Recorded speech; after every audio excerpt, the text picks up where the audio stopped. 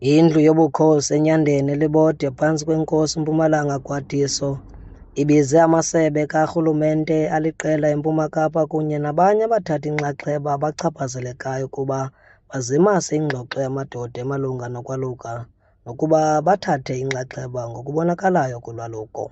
Isithili sase-OR Tambo sesona mmandla uhamba phambili kwinani elininzi lokubhubha kwabakhwetha kweli phondo. Usihlalo wolwaluko OR Tambo Ndumiso Luthuka uthi baza kwazisa isithili siphela malunga nendlela yokwenza eli siko. Xa sisebenza nobukhosi, ubukhosi bukhona bungaphambili bumele ubuzwe, sizawukwazi ukuba siziphungule ezi ngxaki sijongene nazo. Yiyo ke le nto msasazi, ukusuka ngoku sizawuqalisa ukubheka ezikolweni, siqalise ukubheka kumakomkhulu, siqalise ukuya ezicaweni msasazi. Sifuna kwandawo ekudityaniswe kuyo abantu siyoshiya umyalezo kuba sithi mabaye bephila babuye bephila. Ngeli xesha lobusika kweli phondo, inani lokubhubha kwabakhwetha lehlile ukusuka kwi-14 kunyaka ophelileyo ukuya kwi-11 kulo nyaka. Kwabakhwetha ababhubhileyo, abasixhenxe kubo ngabase-OR Tambo. Abakhwetha abane kubo ngamaxhoba okonzakala ebudodeni babo. Ngokutsho kukasihlalo weqonga lolwaluko eNyandeni uMxoli Mketo, uluntu aluzixheli izikolo zokwaluka ezingekho mthethweni. Ndinekheyisi ye-community endimangaleleyo because sifike pha sahlangula abantwana abana-12 years satshisa ibhoma, sathatha abantwana sathi mabaphindisele ebazalini. Abazali they are angry uba kutheni silitshisa laa bhoma. Iyakuxelela into yoba ii-community ziyayazi and kulaa community ngabantu abangoomama akho madoda. So banesandla. Uba bekuya ngokwam mna ikhona imfundiso efuneka yenziwe nalapha koomama, ngoba ngoku abantwana abanintsi bakhuliswa zii-single parent, ufike bengekho malume kwezinye situations. Xa seleyile akazusonga zandla.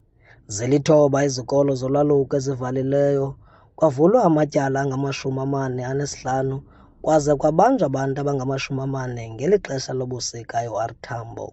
Ukanti umthetho uyabavumela abantwana abaneminyaka eli-16 ubudala ukuba babhalisele ukwaluka ngemvume yabazali babo, ngelixa abaneminyaka eli-18 bethathwa njengabafanelekeleyo ukwaluka. Into ephambili msasazi wam kungaseli manzi, bayoma abakhwetha.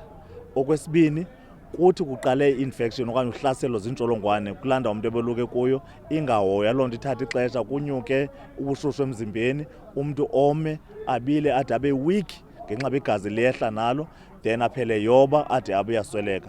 Okwesithathu, yinto esithi igangrene xa sibiza, ukujika kobudodobu bube mnyama ngenxa ungahambi kakuhle kwegazi okanye ukubotshwa umntu aqiniswe kakhulu ngokungakhathali. Zezinye zezinto efuneka sizifundisa abantu into yoba babotshwa kanjani. Kuthiwa ukuphelelwa ngamanzi emzimbeni nokusuleleka kwamanxeba ngoyena nobangela wokuphulukana nobomi kwabakhwetha. UGqr Mthembeni Tebelele uthi abantu kufuneka bafundiswe ngendlela yokugcina abakhwetha besempilweni kwaye bephila.